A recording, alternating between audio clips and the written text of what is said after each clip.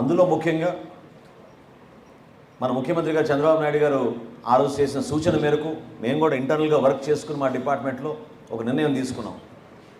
రాబోయే ఖరీఫ్ మాసానికి మీ అందరికీ మాటిస్తున్న ప్రభుత్వం తరఫున 48 గంటల్లోనే మీ ఖాతాల్లో డబ్బులు పడిపోతాయి. కేవలం 48 గంటల్లోనే. దానికి అన్ని విధాలుగా కసరత్తు చేసి టెక్నాలజీని ఉపయోగించుకుని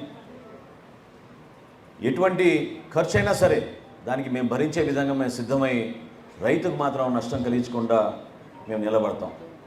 అదేవిధంగా సోదరులు ఇప్పుడే చెప్పారు, కనీసం గోతాల విషయంలో, ట్రాన్స్పోర్టేషన్ విషయంలో ఏ విధంగా కూడా గత ప్రభుత్వం ఆదుకోలేదు. పరికరాల విషయం కూడా నాకు చాలామంది ఆ దృష్టికి తీసుకొచ్చినప్పుడు, గతంలో అంతకుముందు నేను ప్రభుత్వంలో ఉన్నప్పుడు ఎంతోమంది రైతులకి తైవాన్ స్ప్రేయర్లు కానివ్వండి, డ్రిప్ ఇరిగేషన్ పైపులు కానివ్వండి, ఆయిల్ ఇంజన్లు కానివ్వండి, టార్పాలిన్లు కూడా మేము చివరికి రైతులకు ఇచ్చేవాళ్ళం ఆ రోజు మార్కెట్ యార్డ్ ద్వారా. అదంతా పూర్తిగా విస్మరించారు, నష్టం కలిగించారు. మరొకసారి వాటిపైన దృష్టి పెట్టి ఎప్పుడు లేని విధంగా మొట్టమొదటిసారి సివిల్ సప్లైస్ కార్పొరేషన్ నుంచి మేము రైతులకి 50% సబ్సిడీతోటి టార్పాలిన్లు సరఫరా చేయాలని నిర్ణయించుకున్నాం.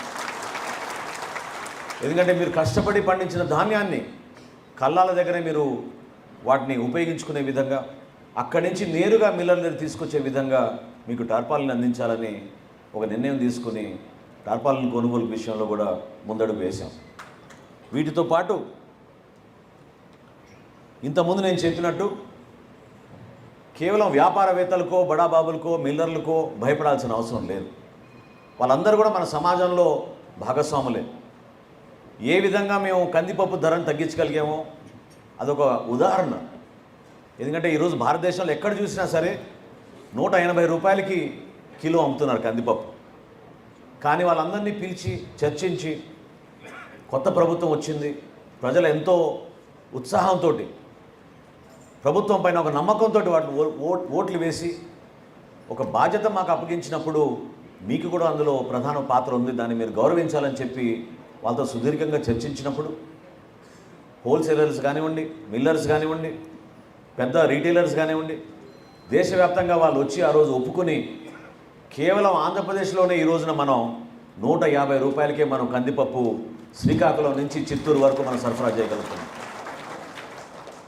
ఆ విధంగా కొన్ని చర్యలు తీసుకున్నాం. బియ్యం విషయంలో కూడా నేను మీకు మాట ఇస్తున్నాను, గతంలో వీళ్ళు ఏదో సెలెక్టివ్గానో ర్యాండమ్గానో చేసామని చెప్పారు. అంటే ధాన్యం కొనుగోలు కోసం మీరు రైతు భరోసా కేంద్రాలకు వెళ్తే మీకు ఒక చీటీ ఇచ్చి, కంప్యూటరే ఇచ్చింది ఈ చీటీ, పలానా చోటకి వెళ్ళి మీరు అక్కడ ఆ పలానా మిల్లులోనే మీరు ధాన్యాన్ని తీసుకెళ్ళమని చెప్పేవాళ్ళు. అది కంప్యూటర్ ఇచ్చిన చీటీ కాదు. అది వైఎస్ఆర్సీపీ నాయకులు దొంగ ప్లాన్ వేసి మిమ్మల్ని అందరినీ కూడా ఇబ్బంది కలిగించే విధంగా వాళ్ళ స్వార్థం కోసం కొంతమంది మిల్లర్లకే ఈ సరుకు చేరే విధంగా వాళ్ళు చేసిన కుట్ర అది. దాన్ని కూడా బయట పెట్టాం. ఎందుకంటే ఎప్పుడైతే లోతుగా ఆలోచించి కొత్త విధానాలు తీసుకొద్దామని మేము మా డిపార్ట్మెంట్ తరఫు నుంచి మేము ప్రయత్నం చేస్తున్నామో అందులో భాగంగా నేను ఈరోజు అది కూడా మీకు మాటిస్తున్నాను. మీకు అనుకూలమైన దగ్గరలో ఉన్న మిల్లుకే మీరు తీసుకెళ్ళి ఆ ధాన్యాన్ని అప్పచెప్పే విధంగా రాబోయే రోజుల్లో మేము ఆ విషయమైన తీసుకుంటున్నాం. ఎక్కడ కూడా మీకు నష్టం కలిగించాం, రైతుల్ని కాపాడుకుంటాం.